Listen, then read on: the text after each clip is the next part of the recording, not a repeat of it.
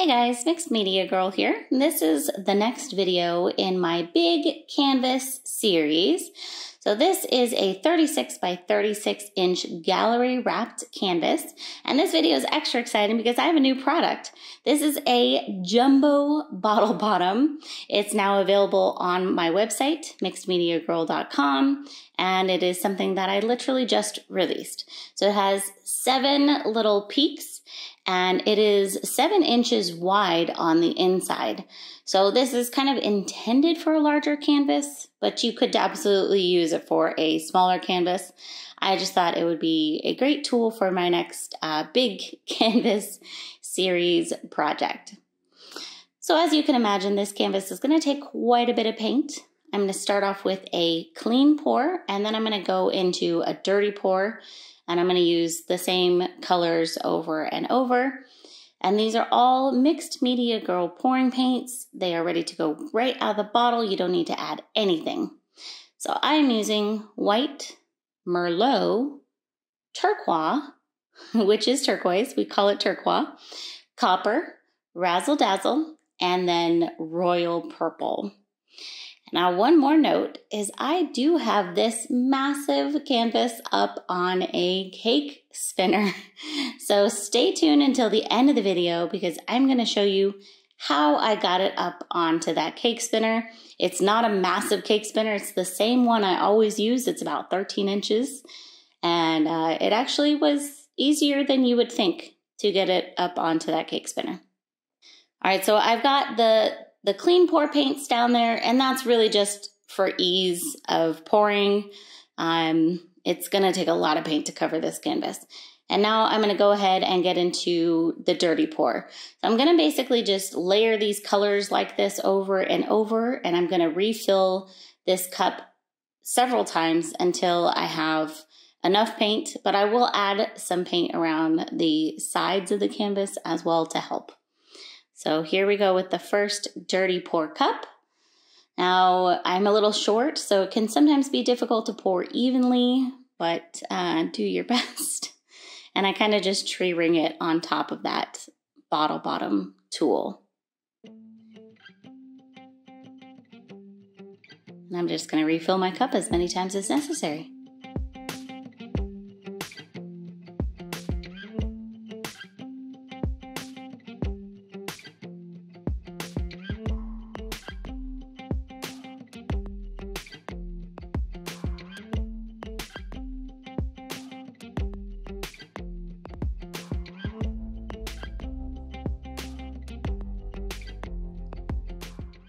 All right, now at this stage, I think I've got pretty much enough paint. I'm going to just add some additional paint around the edges. This is Merlot. But as a note, if I did this again, I would add even more paint. I would have done probably a couple more dirty cup pours because it was a little harder than I would have liked to get the paint all the way to the edge. Now remove the bottle bottom, and I like to let that center fill in. Otherwise, when you spin it out, it will kind of stop the paint. And I am going to wreck this. I'm taking a stick and I'm just going through each little petal here. And I think that just gives this gorgeous, gorgeous design. So as that fills in that hole, I'm going to move all the bottles out of the way and get ready.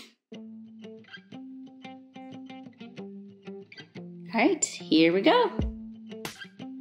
I'm not spinning it too hard because it is a big canvas and I don't want to get paint all over my studio.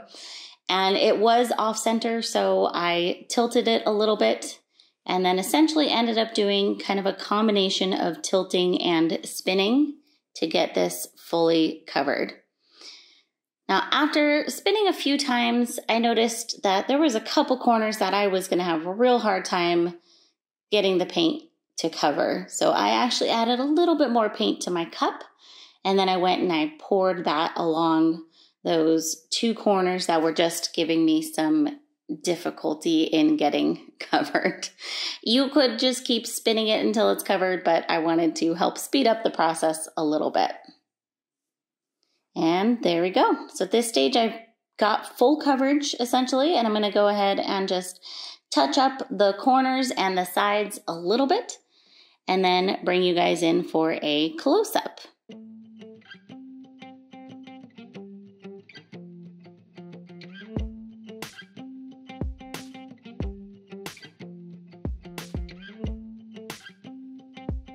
So this is the canvas wet, and here is the canvas dry.